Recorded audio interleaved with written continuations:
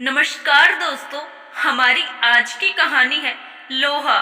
एक बार की बात है, दो व्यक्ति थे जिनका नाम था मामा और फूफा। मामा और फूफा दोनों व्यापार करते थे और दोनों व्यापार में सहभागी थे।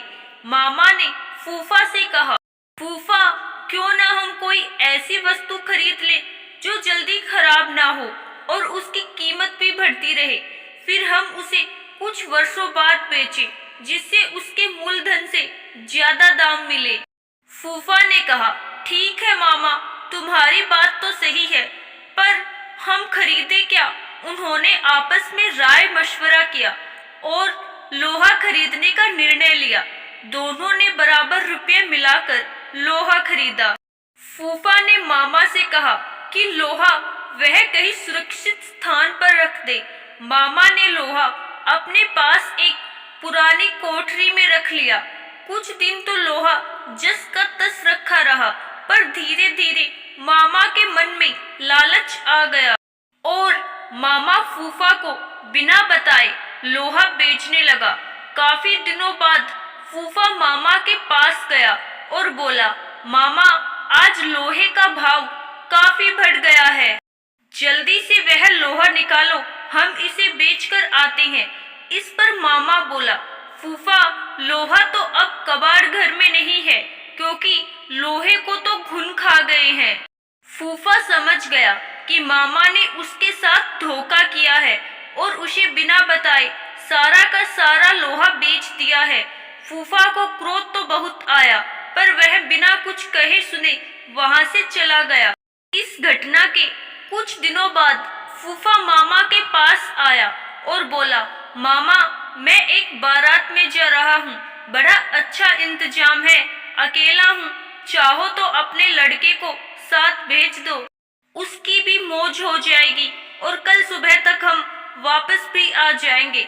मामा बोला, क्यों नहीं, बेशक, तुम मेरे लड़के को अपने साथ लेकर जाओ और हाँ, इसे बारात में अच्छी तरह खाना वाना खिला देना। फूफा बोला, यह भी भला कोई कहने की बात है मामा, तुम निश्चित रहो। इस तरह 2 दिन बीत गए। मामा का लड़का अभी तक घर वापस नहीं आया।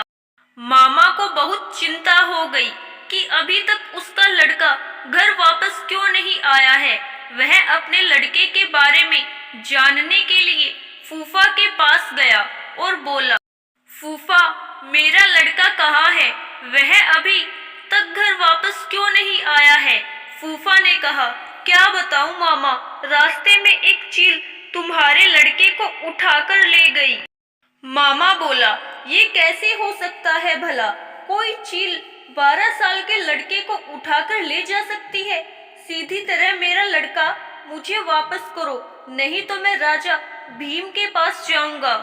फूफा बोला, ठीक है मामा, चलो राजा जी के पास चलें, अब वही न्याय करेंगे। मामला वहां के राजा भीम के सामने पेश हुआ। राजा भीम ने सारी बात सुनी और आश्चर्यचकित होते हुए फूफा से कहा, देखो फूफा, तुम झूठ बोल रहे हो, भला कोई चील 12 वर्ष के लड़के को उठाकर अपने पंजों से आसमान में ले जा सकती है? इस पर फूफा ने उत्तर दिया, कथा कहूँ कथावली, सुनो राजा भीम, लोहा को घुनन खाए तो लड़का ले गया चील।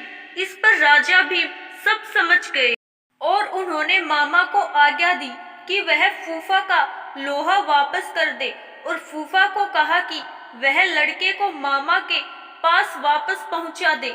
आशा करती हूँ दोस्तों, आपको हमारी आज की कहानी जरूर पसंद आई होगी। धन्यवाद।